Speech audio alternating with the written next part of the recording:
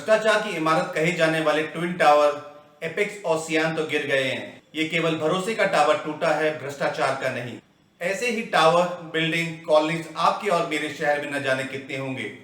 लोगों ने twin tower गिरने का जश्न तो ऐसे मनाया जैसे दशहरे में रावण जलने का मनाते हैं।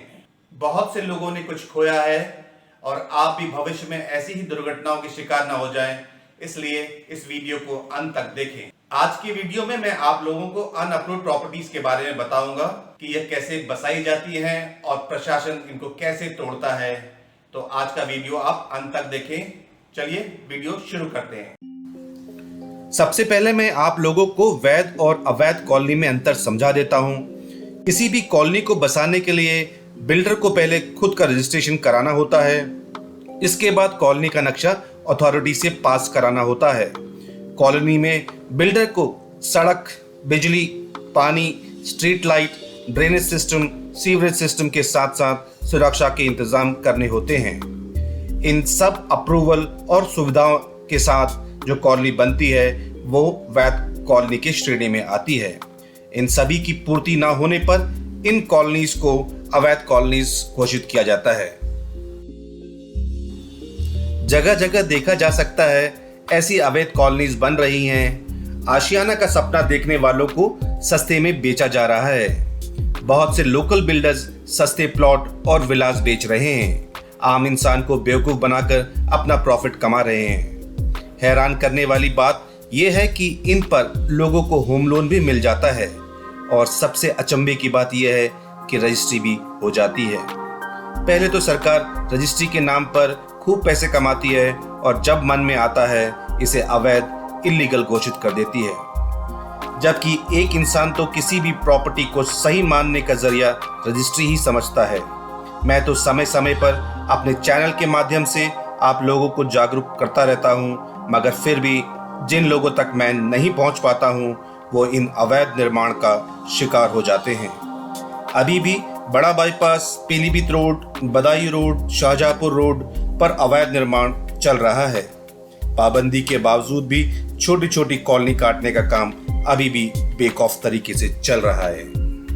एक बात तो मैं आप लोगों को इतना बता ही सकता हूं कि मुख्यमंत्री योगी आदित्यनाथ जी ने अपने सारे डेवलपमेंट अथॉरिटीज यानी कि प्राधिकरणों को यह मैसेज दिया है कि अगले 50 साल को ध्यान में रखते हुए आप अपने शहर का विकास करें और किसी भी सूरत में अवैध कॉलोनीज को बसने न दिया जाए।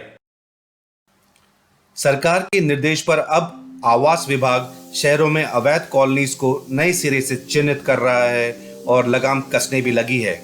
ध्वस्तीकरण का प्रोसेस भी चल रहा है।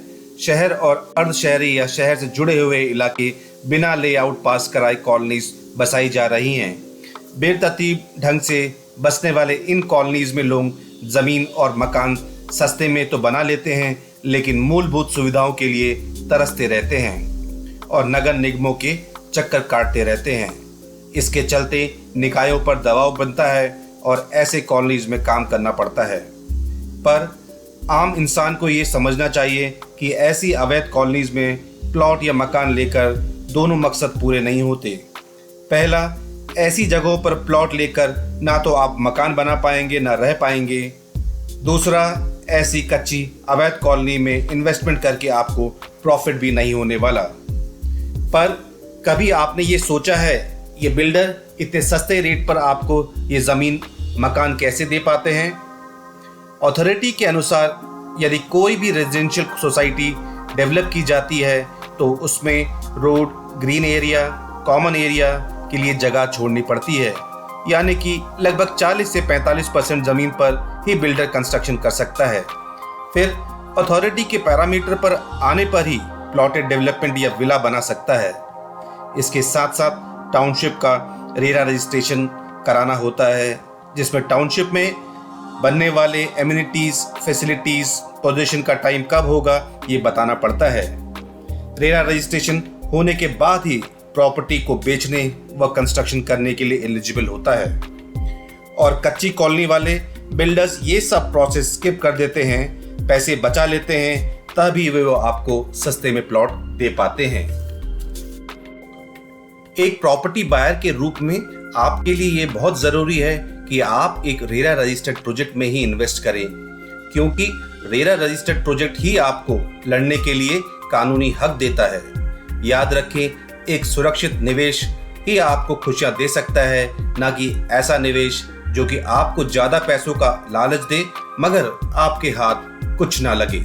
उम्मीद करता हूं कि भविष्य में आप कभी भी ऐसी प्रॉपर्टी में ये सोच के निवेश नहीं करेंगे कि वो सस्ती है। अपने भविष्य को बचाने के लिए आप कभी भी ऐसे प्रॉपर्टी में निवेश ना करें जो न कि आपकी बल्कि पूरे परिवार को तबाह कर सकती है, क्योंकि इंसान को पूरी जिंदगी कमाने में लग जाती है और गंवाने के लिए सिर्फ एक पल।